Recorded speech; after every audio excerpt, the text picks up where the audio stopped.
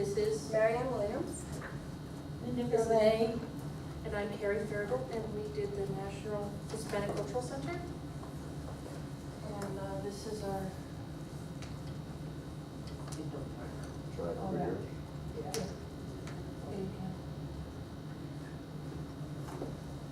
Yeah. Okay, the mission of the National Hispanic Culture Center is dedicated to the study, advancement, and presentation of Hispanic culture, arts, and humanities.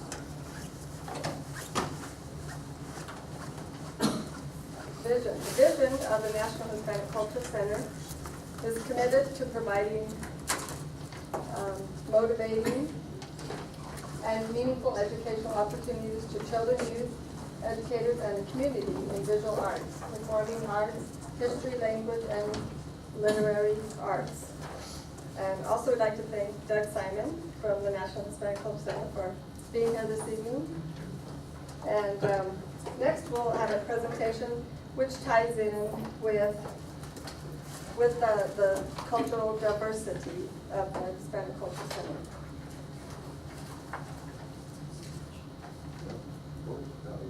This is good. At the Hispanic Cultural Center, there's a really exciting, and I hope next year to be a part of it, is a university of Spanish speaking. And we brought in some of the flyers about the school, which endeavors to help people learn more Spanish and to open up the possibility of more communication between peoples. And one of the reasons I'm very interested in this is recently my daughter-in-law was involved with this study, and they found that children, dual language speaking children in Sandoval County actually suffer from an inability to speak Spanish at a higher literary level, and it also affects their ability to learn English. So this particular area of education with the Spanish Center, to me, is extremely important in educating our community, because we are a bilingual community. And so it will help overcome some of the things that develop as a more negative aspect of a bilingual community. The service that, when I live in the neighborhood now, and the service, I go by there and there's people coming for yoga, and there's daycare, and there's summer programs, and the kids are just screaming around these beautiful buildings. And again, with the diversity, there's kids from all different walks of life. And a nice thing about that particular neighborhood to have it there is because it's a great old Spanish neighborhood, but it's also got other kinds of people moving in because it's right downtown. So it's reaching a broader, I witnessed a broader range of people going there than, say, when I was younger and brought my children there to the museum on a regular basis. Teamwork, I believe, if we can go ahead, because the teamwork and dedication of the people is really going to come out from the things that we share about our experience there. And here we go, Paella fundraiser. And the paella, I was lucky enough to get to be a part, a group of these women. We cooked with Maestro, I can't really read this last time, but it's Julian Labato, and he is a Spanish chef, and it was really cool for me because I actually got to do texting between him and the executive chef of New York City at the same time, because I had talked to him about the paella, the opportunity I was having, and so he insisted that I write to him, and hopefully we could get him at some point in the future to contribute to the Hispanic Center, and he's very interested in nutrition and how the Hispanic community, both the good things and the bad things about nutrition in the Spanish community. Paella is the national food of Spain, And it's also very popular in Mexico, near the seacoast. And it's in Mexico on Sunday evenings. It's the big, it's kind of like New England, it's like corned beef and cabbage. New York, it's probably pizza. Here, what would, empanadas maybe. But in Mexico, this is it. And it's an open flame, a big huge plate and an open flame cooking, and you start, as you would with any yellow rice, in Spanish yellow rice, is you fry the rice first with, some garlic and some different spices and things, and then you cook each thing separately. This one had chicken and, let me think, chicken and cherry stone clams and mussels and sea scallops and shrimp, and all of these things have to be cooked separately. If you go to the next one, please, and the next, and he uses this great big spatula to stir everything. And here we go, boiling the rice, and then continue on, please. And here's the finish with this team. This is a great group of women I got to spend the day with. And these are all docents and various volunteers, professional and retired restaurant professionals, and the Garcia family made the contribution during one of the fundraisers in order, the Garcia restaurant people. Is that correct, Doug? I don't know. Yeah, for sure. I'm pretty sure, but we got to meet the vice president, and then all these of the Hispanic Center, and we just had the most wonderful day. So I truly enjoyed getting that opportunity. There was one man though. Yes, only one man, and he had the best day. I would also like to add that during that time, I got to assist the restaurant there, which is a marvelous restaurant, and the chef was taught in San Francisco, and he does food for the local homeless centers, and is contracted very little money to make this food for the local homeless centers, and that's another aspect of the Hispanic Center that I had no idea about. So, sorry it took so much time. Go ahead. And here we have the Taron Fresco. It was a building that was made just recently. And some people would say it was maybe a little controversial the way it was all put together. It had a theme of just like the culture of the Hispanics and maybe some of their history that was on there. And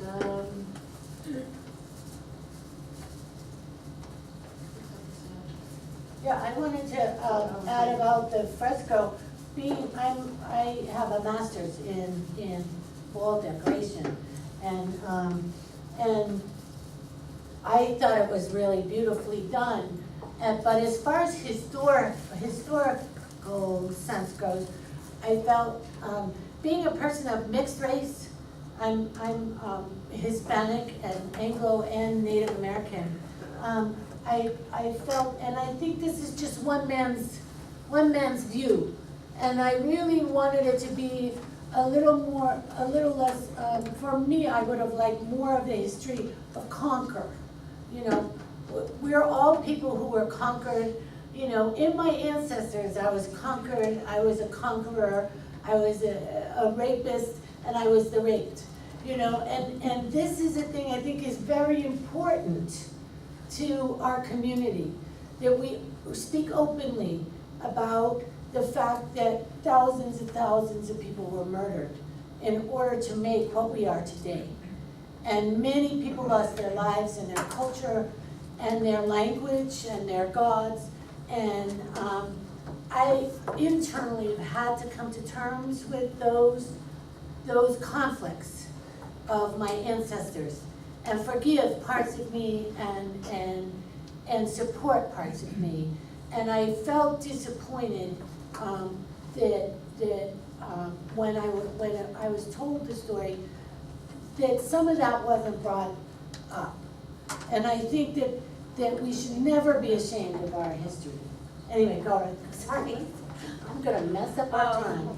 this was the part of the River of Tears that we got off of their website.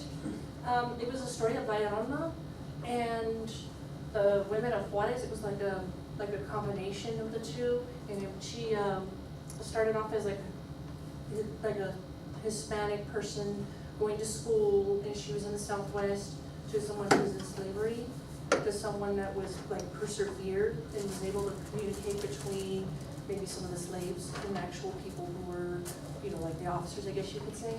And then she was like, fell in love with the leader, and then through the betrayal from the leader, she became the La Llorona through putting her, you know, kids out into the river. And what I really liked about it was really educational because they used 3 different languages, and they used a lot of education and a lot of actual events that were happening in Juarez, and it was just really like all integrated together.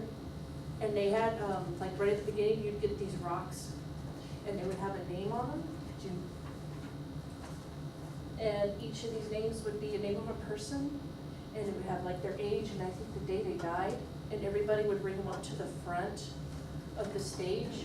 And that was just like really compelling for me because it was like made it real. It made it like it was I was learning something, and then I was also a part of what they were doing. And there's some flyers here that have like the different languages and some of the major words that they were using, and it shows you which ones they meant, and it's got some more information about what their purpose is and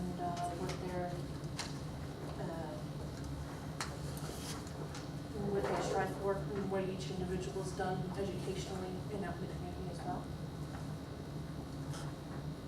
And that's just the the lady that was wearing the mask and doing the play. And these are some of the mystical beings, and that's what encouraged us to wear our masks today, were the different styles that they had, you know, that they were wearing, and in the clothes with the long dresses and the blouses and everything. And this here is a lot like what you see right here. These are the pink crosses, I believe, and you were going to say? We have a story regarding that we're talking about today. This is the women of Juarez. 17 years ago, Ciudad Juarez began to register an alarming number of cases of women tortured, murdered, or disappeared. In 2009, the Inter-American Court of Human Rights ruled that Mexico violated basic human rights by failing to investigate the disappearance and murders of hundreds of women over a 15-year period. This government inaction has opened the door for even more murders. Since the Inter-American Court of Human Rights ruling, the drug war in Ciudad Juarez, waged by the Mexican government with the support of the U.S. Murder Initiative, has led to a record number of 15,273 homicides in 2010, with a total of 34,612 over the 4 years since Calderon launched the offensive. The strategy has focused on violently confronting drug cartels to interdict shipments and capture drug lords. It relies on the militarization of the city, which has brought more violence to the region than anyone imagined. In this environment, the femicides in Juarez have not only never been solved, they've risen dramatically to nearly 300 in 2010. Alongside overall homicide rates, the government's drug war has stimulated more gender violence instead of less, and shelters those who commit murder or other barbarism against women, making murder a normal part of daily life. It promotes an armed society where people too poor to move have no choice but to bunker down against all sides. Not only does Juarez shelter murderers, torturers, and rapists of women, it attracts them. I think we have another slide here. 10 seconds. I'll read this now. I've written a poem, and I wanted to dedicate it both to this class, our learning experience at the Hispanic Center, and to the missing women of Juarez. It's called Mujeres en Blanco. Driven through the burning sands of hunger, I lay with linen-wrapped brittle spirit. The scorpion slept in my fingers. August monsoon came to clear these visions, held fast in the ditch bottom. My parched arroyo swelled with the fallen waters, pulling me down in the muddied river bottom. My dreams vanished in the brown darkness. This is just some of the articles. This one, was just a sign of the, like, it was like maybe a week or two long event where they were doing plays and visuals. And that's, one of the dedication walls that they have. It includes all the people that are really involved in putting the cultural center together and being a part of the support of their values and their, education. And that's just, the Institute of Cervantes that we were talking about. It has the library on this site, which you can look up different, for learning how to do Spanish. They've got different literatures and media things. And family histories. My turn. Yeah, the thing I learned about, I think that from class that really helped me get through this was, I want to say the emotional intelligence. About a week and a half before it was due, I didn't have any hours in, and I sent an email and got an email back saying that it was too late for me, and so I was very frustrated and thinking about blowing it all off altogether. And then teamwork. My team leader said, "Just show up. They're not going to tell you to go away." So I showed up at 8 o'clock in the morning and got almost a whole day's worth of service in, doing checking tickets at the bodybuilding contest, which is one of the things that the National Hispanic Cultural Center has. Is a beautiful. Everything they have is beautiful in top class, but their auditorium is just very, very nice. I got to see the museum while I was there, and I recommend people go see the museum. It was awesome. Some of the other things that we had there was the Torreon, which is absolutely incredible. If you get a chance to go down and see this fresco, it's huge. Torreon was built like a tower, a watchtower, and it was later designated to be the place where 360 degrees around and on the top of the ceiling displays part of the Spanish culture as they historically. I had my own.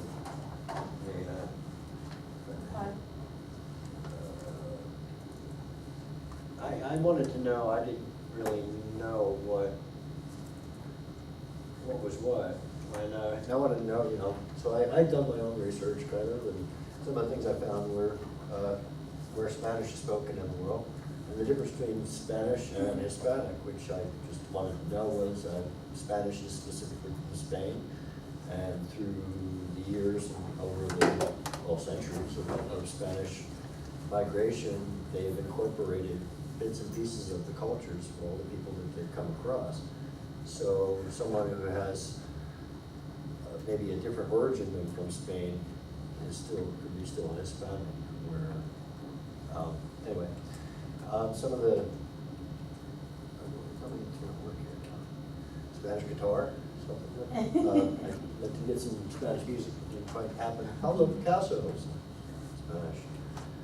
Cheech Marin has one of the largest collections of Spanish art in the world. Most of you know who Cheech Marin is. Artists, Spanish artists. I'm particularly interested in art, so I found a bunch of examples of Spanish art or Hispanic art.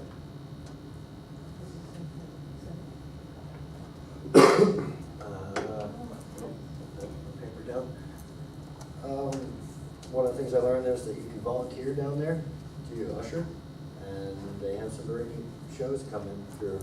And if you volunteer for a couple of rental events, like the bodybuilding contest, you can get to go see other shows when you usher.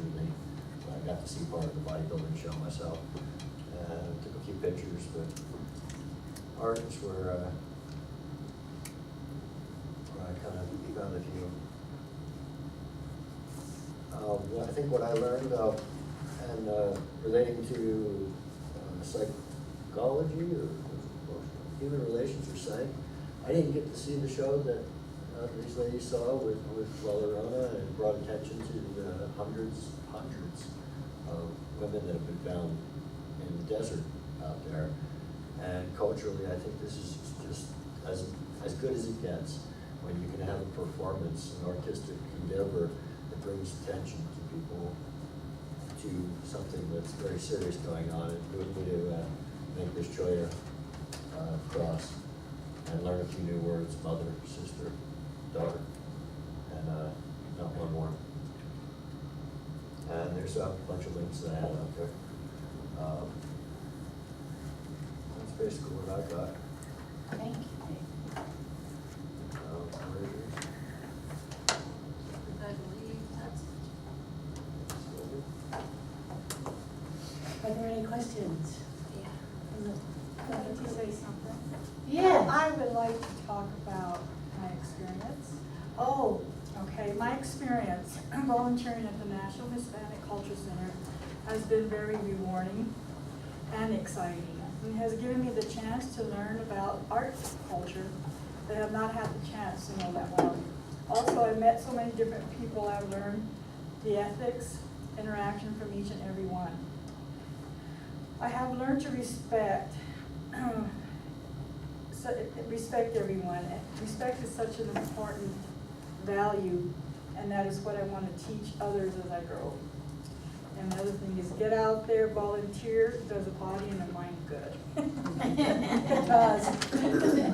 there's our girl. I don't know if I mentioned the library, they also have a Spanish library there. Which, anyway. Any questions or? Who makes those masks that we're? We made those, or she, Miss Terry made those. Yes, each of us wanted to make a creation, and Terry made the masks and the cookies. Oh, yes, And, Ms. Cachetos. A drawing and wrote the poem. And David? so, yeah. I'm interested in that college you guys talked about. Is that That's the open to the Yes. public? I'm interested in learning Spanish. Yes, in this, there's I think we have some information right here. Like there's an intensive Spanish, there's beginning, and there's intermediate, and there's advanced Spanish classes there. I will check out that flyer. You can also check out their website too, and they'll tell you a little bit more about it. It's also like It's a for great children website. and for adults as well. And they have like different programs, and they'll tell you what happens when you're going off part-time. Did you say you drew that? Yes, sir. For this occasion, she did. Wow, I want to go up and look at it in between transitions. That's her interpretation of the La Llorona. The myth, not the La Llorona that was created from Yeah, the there's play. Yeah. Yes, So I heard David and Teresa's learning experience. I'd like to hear Carrie's and Linda's and Mary Ann's. I'm ready, if I I'm may. ready. sure, me too. Okay, well, we dressed in black slacks and a white shirt, and we had a sash made of cloth that had beautiful designs, and they have a simulation of it. Which I think it made us stick out, and it made us look pretty stunning, I think, all the volunteers. I think if it wasn't for this opportunity, I would never have set foot into the National Hispanic Culture Center, and I'm a green guy, and I didn't think I was welcome there or something. I don't know, it just never crossed my mind. Everybody's welcome there. But No matter what they are. I learned so much. I learned, we all maybe are diverse in some ways, but all the same in another way. Yeah, and I attended the bodybuilding show, which was pretty neat, interesting. Made me think I really need to do a little more workout or something. But, I also attended, it was called the Trick Lock, and they had youth that did different, they performed in this play, and that was really neat to see them work with these youth, and they really could bring out acting abilities in a lot of them. The classmates, you know, it was fun to go to the National Sports Culture Center and run into all your classmates, and it just made me feel like we were a real family, you know, it's like we had that, you know, so that was fun running into them. I could see with Joseph and Rosemary, they were over the volunteers and they were in charge, and you had to see the communication between Doug. I mean, he had to get things going, the communication and organizing. I got to see that really in action, and also with I don't know what their title is, but Rosemary and Joseph, and just to see how they delegated and. They're called house managers. House managers, thank you. Thank To you. see, and in order for things to work, to see the organization and the communication that had to take effect. The teamwork was amazing. I mean, if you had to be together and on it. And just, I was grateful for the opportunity. I wrote something about my learning experience, but I'm not gonna read it but the first thing I learned in this was that I actually could be a leader of a group, and that I could take other people's feelings into account and just do the next step, being responsible. And for me, being responsible is hard. I'm an artist. We are not good at being responsible. And so it was really important to my self-image. This class became important to a changing self-image. And I think for me personally, that was one of the most important things. I learned more about that when we go into a community, in order to give to a community, in order to give to a team or a classroom, there is a uniform that we wear in order to be more effective to the group. The uniform is an internal set of rules of behavior that we internalize and bring to that group. And then externally, we need to present ourselves in a way that adds to the situation we're entering rather than takes away. So I think those were the primary things I learned. If I could say one thing, when I was in the uniform and had the sash, and it was like I had people looked at me and just acted like I had such authority, and I'm thinking, I'm just a volunteer, you know? They were very respectful. Yes. When they had to move seats or whatever. It was really neat. Yeah. What I learned was, actually I took a lot more interest in the bodybuilding than I did in Iona, so I kind of had to revert. And the reason is I'm really interested in being healthy and working out and taking care of myself. And through talking with my teammates, we learned that they go through quite a bit of hard work just to stand there. It's not just, oh, look at me, I'm pretty. They gotta fast, they gotta have like little energy packets during the day, they gotta work out, they've gotta stay going, and they have to wear like the attires just specific to the rules. They even have to wear clear shoes and things, so it's not as easy as it looks. So through conversating and, you know, what they put their bodies through and all the stresses and stuff. And also it's like a family back there. They bring their families, their kids, you know, and there's a lot, they even mentioned camaraderie, you know, that a lot of these people know each other, and they just go and they have a good time, and they work hard and they do well at what they do. And that really taught me, that I can do that. Not that I would, but that I could. But I also learned, how to work as a team, how to communicate, how to learn more about something, and just to kind of get out of my comfort zone and say, look, I can go and do this. And this is what they have to teach me, and this is what I can give back as a result of that. Excellent, thank you.